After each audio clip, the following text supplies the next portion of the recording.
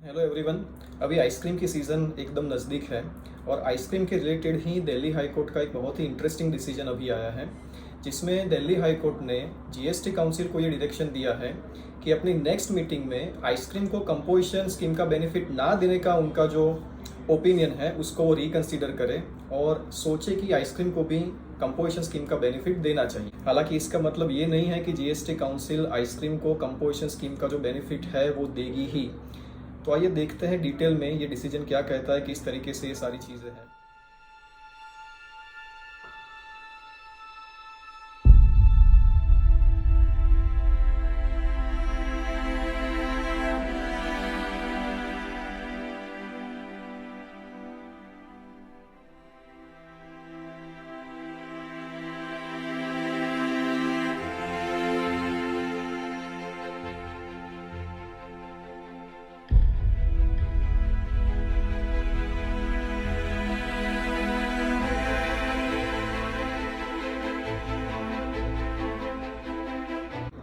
आप सबको पता होगा कि section 10 of the GST act हमको बोल रही है कि भाई a person whose aggregate turnover in the preceding financial year does not exceed ₹1.5 crore, he has an option to pay GST at 1% instead of the normal rate. मतलब ऐसा इंसान कि जिसका पिछले साल में टर्नओवर 1.5 करोड़ रुपए से कम है, तो उसके पास ऑप्शन है कि वो instead of paying at the normal rate 1% से अपना जीएसटी डिस्चार्ज कर सकता है। लेकिन this is subject to certain conditions. वो जो सारी कंडीशंस है वो दी है सेक्शन 10 सबसेक्शन 2 में। अब सेक्शन 10 सबसेक्शन 2 का एक ई क्लॉज है जिसमें ऐसा बोला गया है कि जीएसटी काउंसिल के रिकमेंडेशन से गवर्नमेंट कुछ गुड्स को यहाँ पर मेंशन कर सकती है जिनको ये कंपोजिशन स्कीम का बेनिफिट नहीं मिलेगा। अब ये जो कंपोजिशन स्कीम का बेनिफिट नहीं मिलेगा, इसमें पान मसाला टोबैको जैसी चीज के साथ साथ आइसक्रीम को भी इंक्लूड किया गया है। तो एक पिटिशनर है जिन्होंने पिटीशन डाली दिल्ली हाई कोर्ट में कि भाई पान मसाला टोबैको ये सारे तो सीन गुड्स हैं, इसके साथ में आइसक्रीम को क्यों इंक्लूड करके इसका बेनिफिट कंपोजिशन स्कीम का बेनिफिट नहीं दिया जा रहा है। So their main contention was कि भाई सीन गुड्स के साथ आइसक्रीम को क्यों इंक्लूड किया गया है, और ये आर्टिकल 14 और article 19 of the Indian constitution का वायोलेशन है। Article 14 of the Indian constitution क्या बोलता है हमको? आर्टिकल 14 ऑफ द कॉन्स्टिट्यूशन है protection of life and liberty and equality before the law. और आर्टिकल 19 में काफी सारे क्लॉजेज है। उसमें आर्टिकल 19(1) में ABCDEFG, इसमें जो जी क्लॉज है वो बोलता है कि person is having right to practice any profession और carry on any occupation, trade और बिजनेस। तो ये जो पिटीशन फाइल की गई है वो हमको बोल रही है कि भाई आइसक्रीम को कंपोजिशन स्कीम में से एक्सक्लूड करना, ये सेक्शन, ये आर्टिकल 14 और आर्टिकल 19 का वायोलेशन है। अब कोर्ट ने जीएसटी काउंसिल को पूछा कि भाई पान मसाला टोबैको जैसे सीन गुड्स के साथ में आइसक्रीम को इंक्लूड करने का पर्पस क्या है। तो इसका आंसर जीएसटी काउंसिल के तरफ से ये आया कि भाई आइसक्रीम में जो मेन इंग्रेडिएंट होता है वो है मिल्क, और मिल्क इज एग्जम्प्ट। तो अगर आइसक्रीम को हम लोग कंपोजिशन का बेनिफिट देंगे तो रेवेन्यू को बहुत बड़ा लॉस हो सकता है। इस चीज को कोर्ट ने कंसीडर किया, इस चीज को कोर्ट ने डिस्कस किया, और कोर्ट ने काफी सारी चीजें बोली है जो हम लोग देखेंगे। यहाँ पर बोल रही है कि भाई a reading of section 10 subsection 2 clause E shows that no parameters whatsoever on the anvil of which the respondent number 2, that is GST council, may recommend for notification any goods from the benefit of section 10 subsection 1 have been prescribed। इसका मतलब ये है कि कोई criteria mention नहीं किया गया है सेक्शन 10 सबसेक्शन 2 में कि भाई जिसके बेसिस पे किसी गुड्स को सेक्शन 10(2)E में प्रिस्क्राइब किया जाए कि जिसको कंपोजिशन स्कीम का बेनिफिट नहीं मिलेगा। ऐसा कोई क्राइटेरिया वहां पर लॉ में नहीं है। मतलब कि गवर्नमेंट के पास एब्सोल्यूट पावर है। द ओनली थिंग इज कि it should have the recommendation of the GST council, और जीएसटी काउंसिल के रिकमेंडेशन से किसी भी गुड्स को वो लोग कंपोजिशन का बेनिफिट नहीं देंगे, इस तरीके से 10(2)E में मेंशन कर सकते हैं। This kind of powers are given. The only test which is required to be done by the court is whether such kind of powers are in violation of article 14 and article 19 of the constitution और not.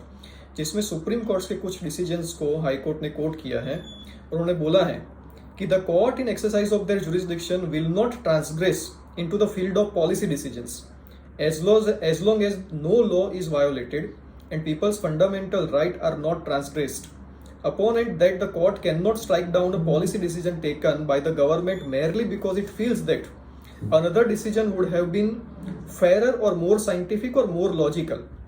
The wisdom and advisability of the policies are ordinarily not amenable to judicial review. इसका मतलब यह है कि court बोल रही है कि गवर्नमेंट ने जो पॉलिसी डिसीजंस लिए हैं उसमें नॉर्मली कोर्ट इंटरफियर नहीं करेंगी एज फार एज लोगों के फंडामेंटल राइट्स वायोलेट नहीं होते हैं.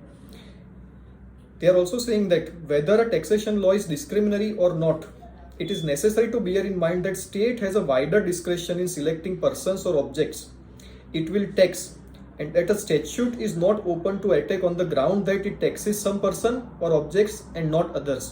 मतलब कोई जाके कोर्ट में ऐसा नहीं बोल सकता कि आप इनको टैक्स कर रहे हैं, मुझे टैक्स नहीं कर रहे हैं, या तो फिर मुझे टैक्स कर रहे हैं, इनको टैक्स नहीं कर रहे हैं. इस तरीके की आर्ग्यूमेंट कोर्ट में नहीं कर सकते because government is having power, such kind of powers in taxation laws. It is only when within the range of its elections the law operates unequally and that cannot be justified on the basis of any valid classification that it would be a violation of Article 14. तो equality before the law है हमारा Article 14, उसकी अगर violation में है तो ही court इसमें interfere करेगी. This is what they are saying. Another thing they have said is, बहुत इंपॉर्टेंट चीज ये भी है कि besides paan masala and tobacco aerated water has also been excluded from the benefit of composition scheme. तो ऐसा नहीं है कि सिर्फ सीन गुड्स ही एक्सक्लूड किए गए हैं, aerated water is also excluded from the benefit of composition scheme.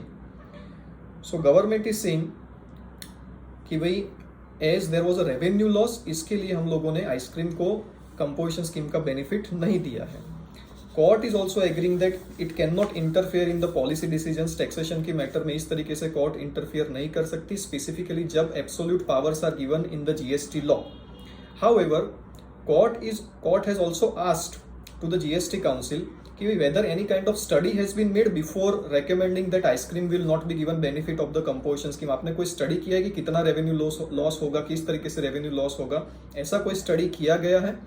जिसके आंसर में जीएसटी काउंसिल ने बोला कि ऐसी कोई चीज उनके रिकॉर्ड में अभी नहीं है. तो कोर्ट इज सेइंग दैट कि दोनों मीटिंग्स की मिनट्स के ऊपर से तो ऐसा कोई स्टडी किया गया हो ऐसा लग नहीं रहा है. तो प्रिंसिपली कोर्ट एग्री कर रही है कि भाई इस तरीके से आइसक्रीम को कंपोजिशन स्कीम में से एक्सक्लूड करना ये जस्टिफाइड नहीं है. दूसरी साइड कोर्ट ये भी बोल रही है कि भाई court is not interfering in the policy decisions of the government.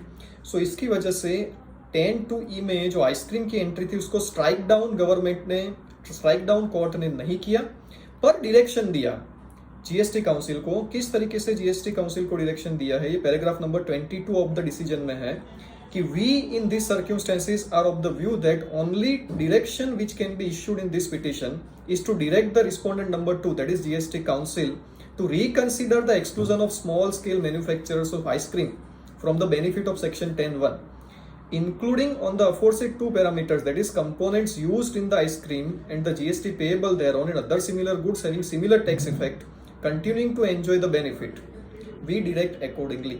तो एक ऐसी भी आर्ग्यूमेंट की गई थी कि भाई सिर्फ मिल्क आइसक्रीम बनाने के लिए यूज नहीं होता है, काफी और भी इंग्रेडिएंट्स उसके अंदर यूज होते हैं और इन इंग्रेडिएंट्स को, ये इंग्रेडिएंट्स जो है वो एग्जम्प्ट नहीं है और उनको कंपोजिशन स्कीम का बेनिफिट मिलता है. तो इसी तरीके से काउंसिल कंसीडर करे कि भाई आइसक्रीम को भी कंपोजिशन स्कीम का बेनिफिट यहाँ पर मिलना चाहिए. This is what the direction has been issued by Delhi High Court to GST council. और भी चीज बोलिए पैराग्राफ नंबर 23 में, the GST council to take up the aforesaid aspect in its next meeting. तो ये डायरेक्शन दिया है दिल्ली हाई कोर्ट ने कि नेक्स्ट जीएसटी काउंसिल की मीटिंग में ये इश्यू वो लोग ले and take a decision thereon at the earliest, keeping in view that the ice cream season has just begun and preferably within 3 months of today. तो preferably 3 महीने में decision जब आया है, डिसीजन आया है ये 9th of February को, इसके 3 महीने के अंदर preferably the GST council should decide about the exclusion of the ice cream from the benefit of composition.